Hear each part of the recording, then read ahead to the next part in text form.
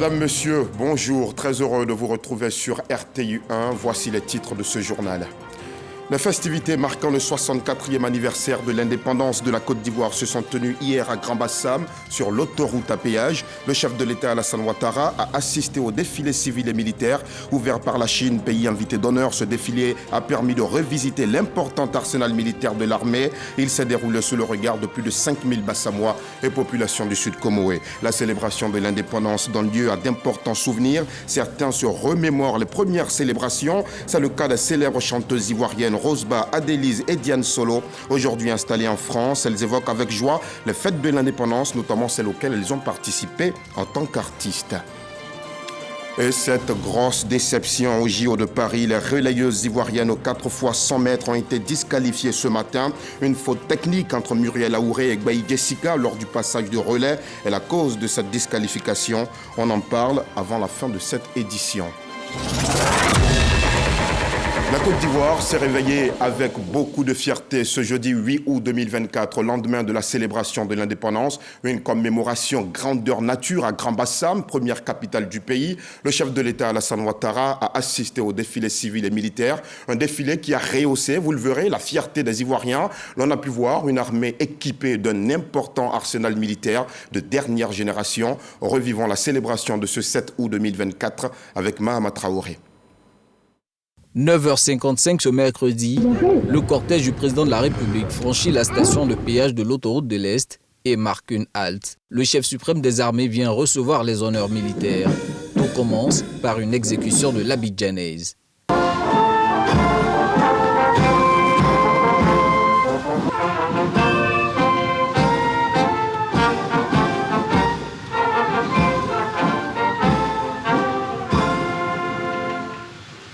Ensuite, le chef de l'État embarque à bord de son commande-car pour une revue des troupes. Au même moment, 21 coups de canon retentissent dans le ciel de Grand-Bassam, une tradition militaire symbolisant la célébration des grands événements festifs. Une autre note de gaieté, celle procurée cette fois par la version intégrale de l'hymne national au public. Les 5 couplets sont exécutés par les musiques des armées, de la gendarmerie et de la police.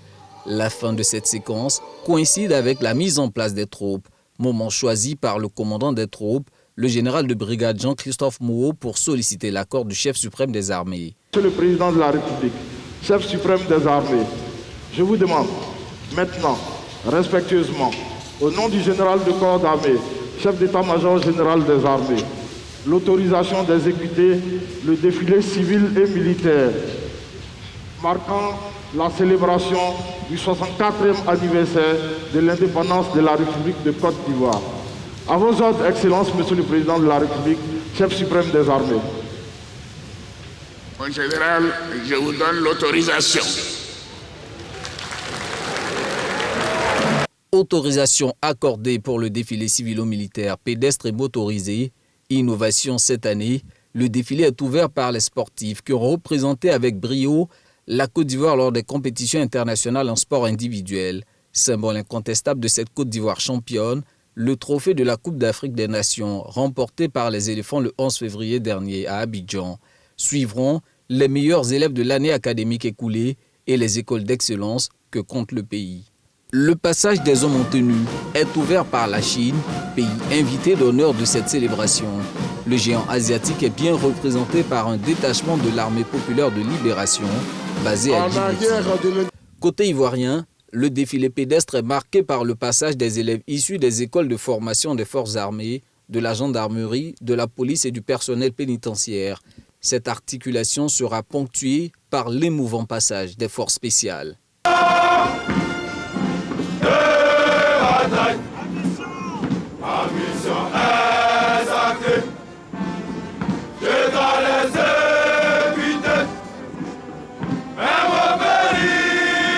Le défilé motorisé, quant à lui, est le lieu pour les forces armées de montrer leur montée en puissance. Dans une parade aérienne, aéronefs et hélicoptères de combat de dernière génération se succèdent. Au sol, les différents corps font étalage des engins de défense et de sécurité acquis. Blindés de la gendarmerie, équipements de maintien de l'ordre, de la police, quads et embarcations d'intervention pour les forces maritimes, il faut désormais compter avec les mortiers, les drones vautours et les chars de l'armée de terre. Tuer des blindés armés des canons de 30 mm. Point d'orgue de ce spectacle grandeur nature, un saut en parachute. Après 2 heures de spectacle, fin du défilé civilo-militaire. Cérémonial militaire terminé. À vos ordres, Excellence, Monsieur le Président de la République, chef suprême des armées. Outre les 15 entités civiles, ce défilé aura vu la participation de 11 détachements militaires, paramilitaires, spéciaux et plus de 300 engins motorisés.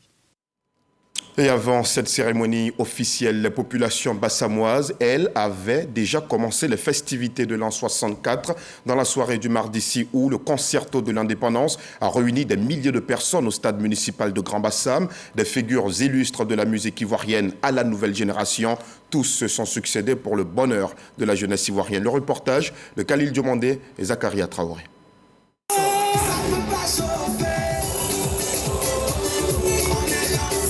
Grand Bassam était déjà de plein pied dans la fête depuis la veille du 7 août. Le traditionnel concerto de l'indépendance a encore drainé du monde dans une ambiance colorée.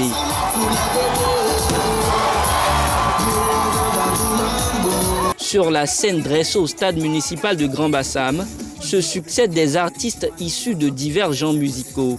Des générations les plus récentes aux plus anciennes. Un voyage musical qui enchante le public.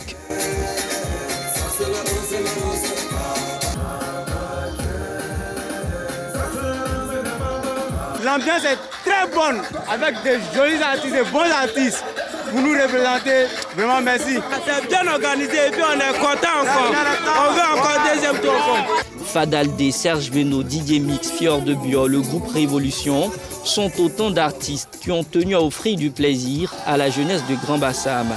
Très beau moment avec le public qui a répondu. À chaque fois qu'on chantait les chansons, ils chantaient avec nous. Voilà, on est contents tout simplement.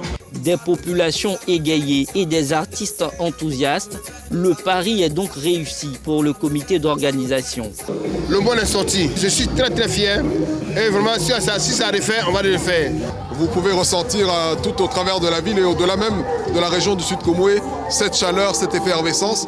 Et nous sommes heureux d'offrir l'art de l'hospitalité à toutes les personnes qui nous font l'amitié de venir à Grand Bassam. Le concerto de l'indépendance est gracieusement offert aux populations par le président de la République en prélude à la fête nationale.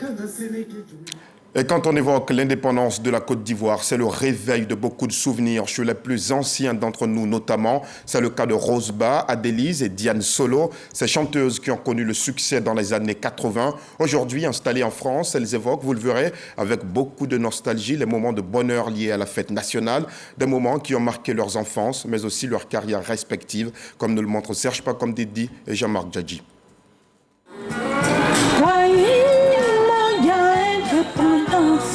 Le bélier, chanté par la diva Way, Roseba, visage emblématique de la musique ivoirienne.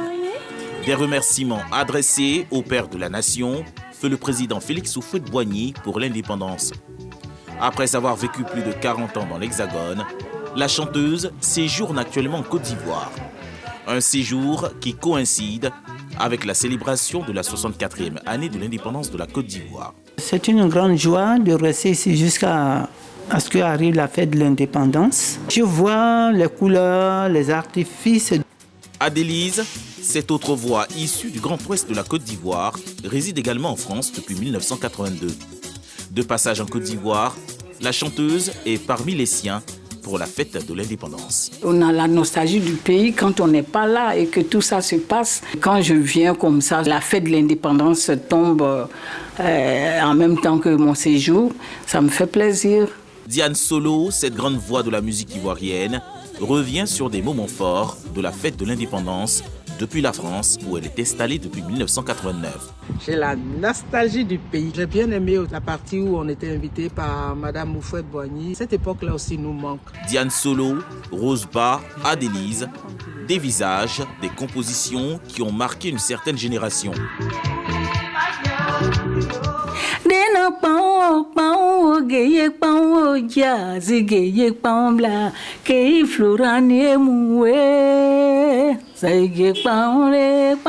Je suis née un an avant l'indépendance. Quand on était des écoliers, on allait défiler. On voyait le président Félix Houphouët-Boigny, on voyait les militaires. C'était merveilleux. Je suis née à Yamé avant l'indépendance. Il y avait le boulevard Nagui à Beauvoir. Il y avait tout un tas de défilés sur toutes les couleurs, des majorettes, la fanfare, de la gendarmerie. En tout cas, c'était beau. Je me rappelle quand j'étais très jeune, au 220, quand il y avait les motards, là, vous savez, quand il y a le défilé qui démarre par rapport à l'indépendance, nous on s'habillait, on se préparait, puis on allait se mettre sur la haie où il y avait tout le monde et on voyait le président passer, les motards. On est Aïkouo Natula, Aïkouo Natula, Onizan Kubana, Wawayulezao. La célébration de l'indépendance implique la mémoire et la musique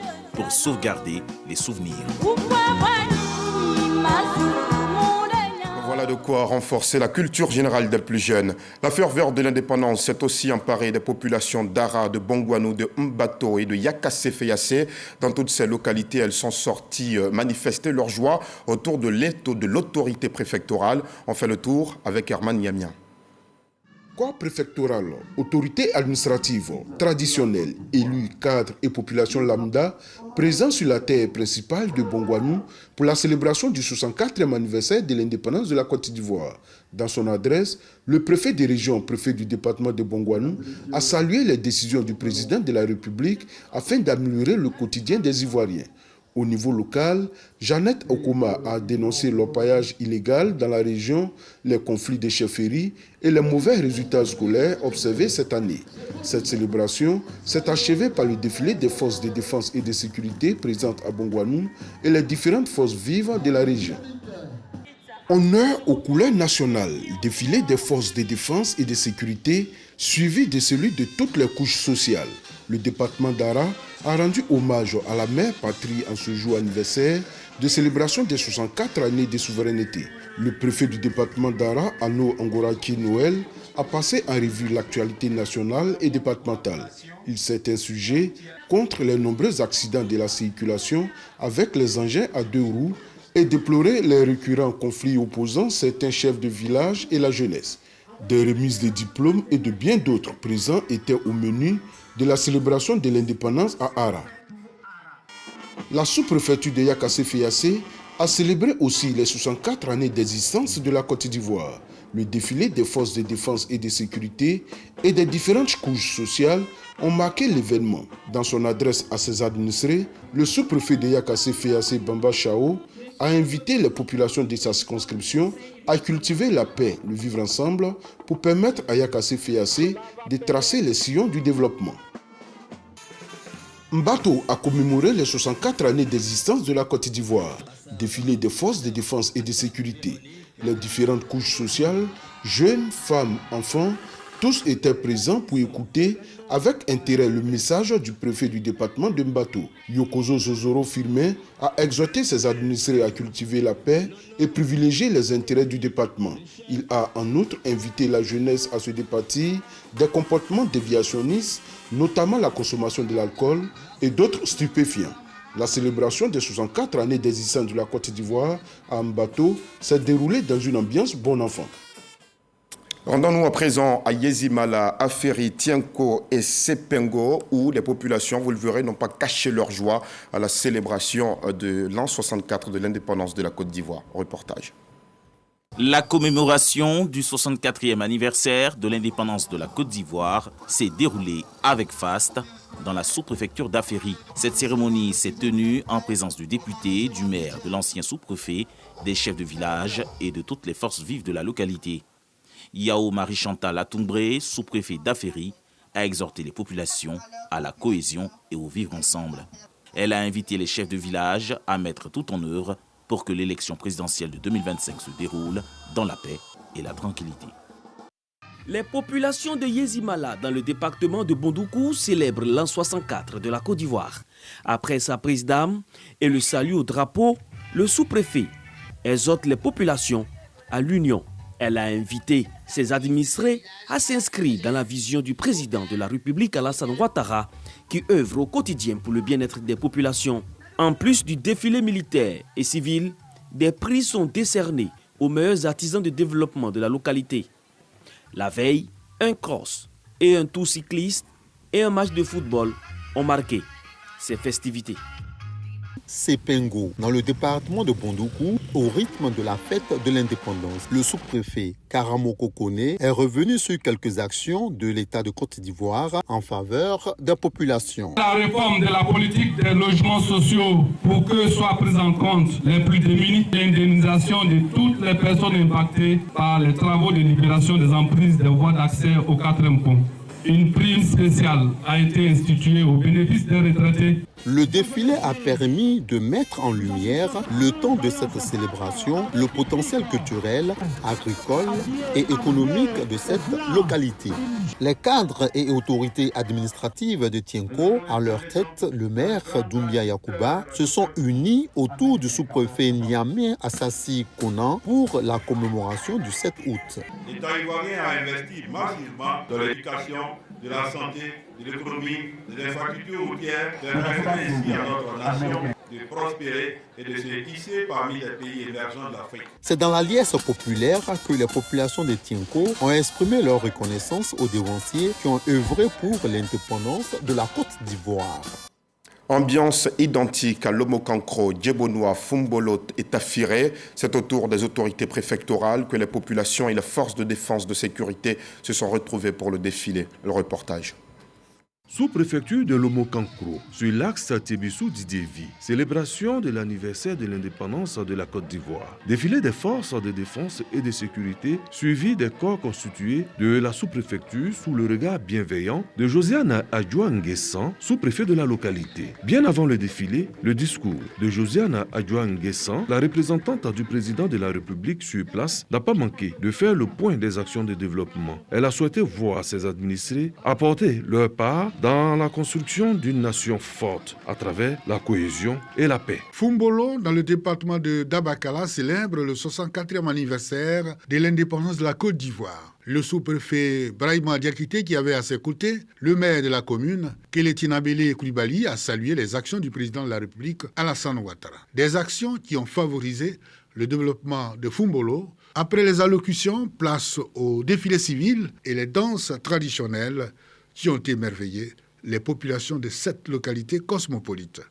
Place à Wobélé, Tafiré, les populations, les forces de défense et de sécurité et les autorités locales ensemble célèbrent le 64e anniversaire de l'indépendance de la Côte d'Ivoire. Le sous-préfet Jean-Marie Pau a mis en lumière les progrès réalisés par la Côte d'Ivoire sous le leadership du président de la République Alassane Ouattara. Il encourage ses administrés à demeurer dans la paix et la cohésion sociale, gage de tout développement. Il exhorte les populations à dénoncer toute présence suspecte pour aider les forces de défense et de sécurité dans la réussite de leur mission. Mekrou, sous-préfecture du département de Kwasi-Kwasi-Krou, dans la région du Zing, aux couleurs de la célébration de l'indépendance de la Côte d'Ivoire. Les populations ont démontré leur appartenance à la mère patrie par leur mobilisation. Yo Sientondjama a axé son adresse sur les avancées des projets de développement de la localité. Le sous-préfet de Mekrou a mis un point d'honneur sur l'union, la cohésion sociale et le développement local. Le traditionnel défilé des forces vives a donné une coloration festive à la célébration du 64e anniversaire de l'indépendance de la Côte d'Ivoire à Mekrou. La sous-préfecture de Djebonoua dans la région du Béké dans la dynamique de la délocalisation de la célébration de la fête de l'indépendance. Cette édition, c'est le village de Lengré qui a servi de cadre à la célébration. Revue des troupes, salut aux couleurs et adresse à la population du sous-préfet sont les temps forts de la célébration. Alimata Karamoko exhorte les cadres à prendre leur place dans le développement local. L'autorité administrative invite les populations à participer à l'opération de la révision de la liste électorale. Organisation des femmes, des jeunes, des coopératives ont gratifié le public d'un beau défilé civil. Après le défilé des forces de défense et de sécurité, la commémoration de l'indépendance à Maféré a été ponctuée par la récompense des meilleurs élèves et entrepreneurs. Le sous-préfet Koko Maïmouna en a profité pour relever les actions du chef de l'État. Son Excellence, M. Alassane Ouattara et son gouvernement sont à pied d'œuvre pour apporter le développement à travers d'énormes chantiers de réalisation d'infrastructures routières, hydrauliques, électriques, sanitaires, scolaires, etc. Les guides religieux, eux, ont été invités à intensifier les prières pour une paix durable en Côte d'Ivoire. La fête de l'indépendance s'est étendue jusqu'aux localités de Zabiagui, de Grand Bérébi et de plusieurs autres. Des célébrations marquées, vous le verrez, par des discours des représentants du chef de l'État. Ils n'ont pas manqué de revenir sur l'adresse à la nation du président Ouattara du 6 août dernier. Reportage. À Gabiagui, c'est par une parade du sous-préfet que les festivités ont débuté. Revue des troupes. Ensuite, salut aux couleurs. Puis, adresse du sous-préfet Bamba Fotogoma. Les localités de Grogoudan, Niti-École et Yanké ont été retenues cette année pour la construction des châteaux d'eau et de forages. Sans oublier Gabiagui et Tui. Ils nous répondent tous d'œuvrer pour la consolidation de la paix et du vivre ensemble. Un défilé civilo-militaire pour clore la cérémonie. Place publique de Grands Atris. Les populations célèbrent l'indépendance de la Côte d'Ivoire. Occasion pour le sous-préfet Serge Sélé Gouanou d'appeler à l'union et à la paix pour le développement de Grands Atris. Les cadres de la sous-préfecture de Grands Atris. La constance de vos accords sur votre désaccord est le résultat du retard de la circonscription administrative de Grands Atris. Que Dieu transforme vos cœurs pour faire de vous des acteurs de développement et de paix. La fête s'est achevée par un défilé. Même ferveur à Grand Bérébi pour célébrer l'an 64 de l'indépendance de notre pays. Le sous-préfet Sieni Marilotia, tout en énumérant les acquis en matière de développement, invite les populations à la paix. De nombreux villages ont accès à l'électricité et à l'eau potable. La paix et la cohésion sociale sont indispensables pour conduire des politiques économiques et sociales viables et efficaces. L'un des temps forts de cette cérémonie, le défilé civilo-militaire. Les populations de Mbayakro ont répondu à l'appel de l'autorité préfectorale pour la célébration de l'an 64 de la Côte d'Ivoire. Après les honneurs militaires et le salut au drapeau, le préfet Brigitte Kossonou a dans son adresse souligné la nécessité de préserver le climat de paix. Elle a exhorté la chefferie traditionnelle à s'engager dans la résolution des conflits fonciers. Le défilé des forces vives du département a mis fin aux festivités. Mobilisation des grands jours à l'occasion de ce 64e anniversaire de l'indépendance à Timélécro. Montée du drapeau, message du sous-préfet Nzi Donatien Maurice et défilé de l'ensemble des composantes de la localité ont constitué les temps forts de cette fête de l'indépendance. Dans son adresse, le sous-préfet Nzi Donatien Maurice a appelé la population au rassemblement autour des actions de développement déjà en cours et qui vont à coup sûr impacter positivement Timélécro.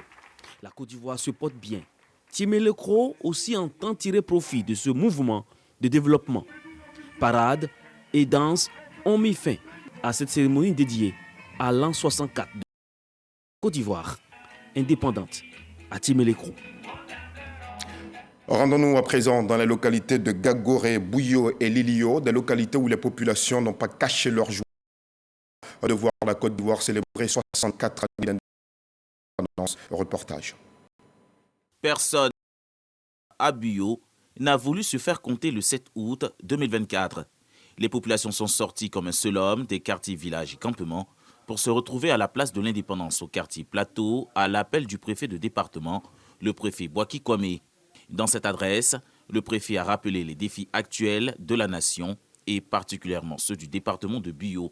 Nous devons faire de la paix et de la cohésion sociale le socle de notre développement et mettre un point d'honneur aux valeurs. Et ces valeurs ne sont rien d'autre que la fraternité, l'union, la discipline et le travail. La préservation de la paix et de la cohésion entre les communautés à un an de l'élection présidentielle. Lilio, sous-préfecture de plus de 10 000 âmes dans le département de Soubré, a connu aussi son ambiance de jour d'indépendance ce 7 août 2024. Cette population a eu droit à son défilé traditionnel. Dans son adresse, le sous-préfet a rappelé la nécessité de préserver la paix et la cohésion, gage d'un développement certain à Lilio. Nous devons nous mettre tous ensemble pour le développement de notre cité. Pour cela, j'ai initié avec vous plusieurs rencontres à l'effet de promouvoir l'autonomisation des femmes et des jeunes. Inscrivez-vous massivement aux différents projets qui vous sont destinés, car, mesdames et messieurs, l'union pour le renouveau des lignes est une nécessité et un devoir pour tous. La fête de l'indépendance édition 2024 à l'Ilio a pris fin par un vin d'honneur à la grande joie de tous.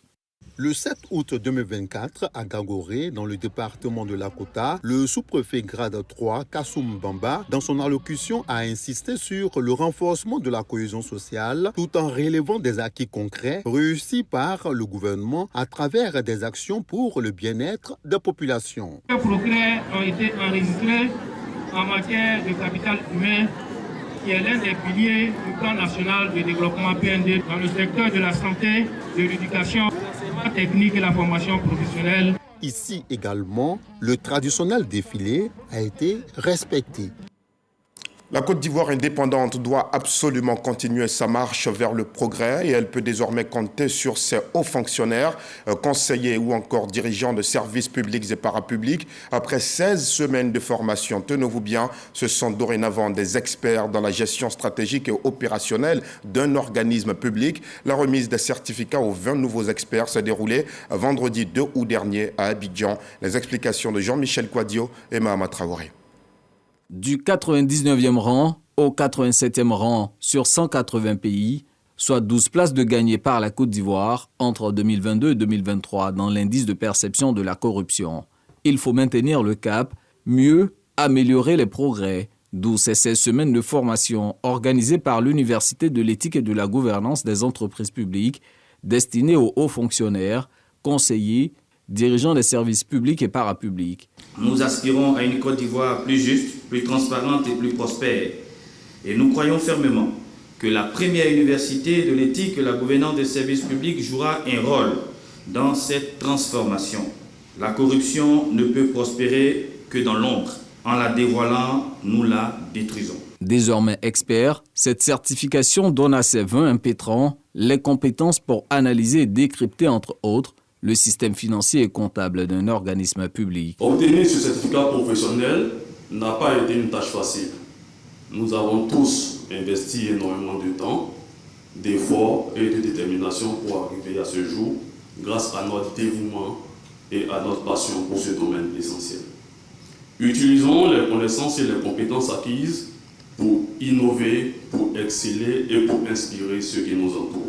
L'édition 2024 de la première université de l'éthique et de la gouvernance des entreprises publiques est sanctionnée à la fois par un certificat d'expertise et un examen d'accréditation de l'université d'Oxford en Angleterre. Le gouvernement ivoirien veut développer les filières animales et l'interprofession de la filière bétail-viande va démarrer ses opérations à partir du vendredi 16 août prochain. C'est la date de son assemblée générale constitutive. La mise en place de cette interprofession regroupant les acteurs opérants dans l'activité des viandes rouges, les éleveurs marchands, s'inscrit dans le cadre de la stratégie nationale. Les précisions de Lanciné Bakayoko. La production ivoirienne de viande est essentiellement composée des bovins, des ovins et des caprins. Malheureusement, la production ne couvre que 49% des besoins nationaux, faisant de la Côte d'Ivoire un grand importateur de bétail. Parmi les solutions préconisées par les autorités gouvernementales, la mise sur pied de l'interprofession de la filière bétail-viande. Cette instance sera opérationnelle à partir du 16 août prochain, après les élections des organes directionnels. Tout ce qu'on est en train de faire, c'est de faire de telle sorte que, je dirais, les acteurs aient accès au financement et tout ce qui est technique pour qu'au final, ils puissent produire de la protéine animale qui puisse être accessible à la population ivoirienne. C'est quelque chose qui est très important au niveau de la sécurité alimentaire et aussi au niveau de la vie des Ivoiriens. L'ensemble des acteurs de l'écosystème bétail-viande devrait fortement s'impliquer dans le processus inclusif de mise en place des instances, au regard notamment de l'urgence de dynamiser une filière dont le potentiel d'opportunité va au-delà de 300 000 emplois permanents, répartis entre éleveurs, commerçants et bouchers. Tout le monde a sa place dans cette OIA. Montrez-nous votre représentativité par votre poids économique, par le nombre d'acteurs de votre organisation, par votre structuration déjà, votre capacité d'être en règle des tests réglementaires en vigueur. Pour renforcer la filière viande, Le gouvernement a dans son parc un projet de construction de complexes et de marchés de bétail pour un montant total de 7 milliards de francs CFA. En 2021, 160 000 tonnes de viande et abats comestibles ont été importés pour une valeur d'environ 80 milliards de francs CFA. Comme annoncé en titre, grosse déception pour les relayeuses ivoiriennes au JO de Paris.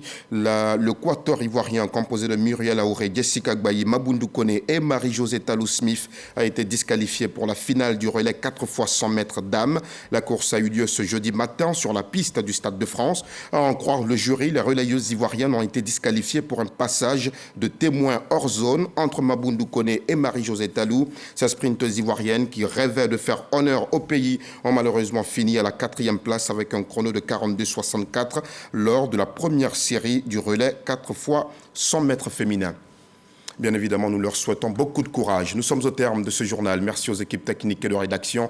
Merci à vous aussi de l'avoir suivi. Ultimum, soyons tous comme nos forces spéciales. Recours hommes, le dernier recours. Que Dieu veille sur la Côte d'Ivoire.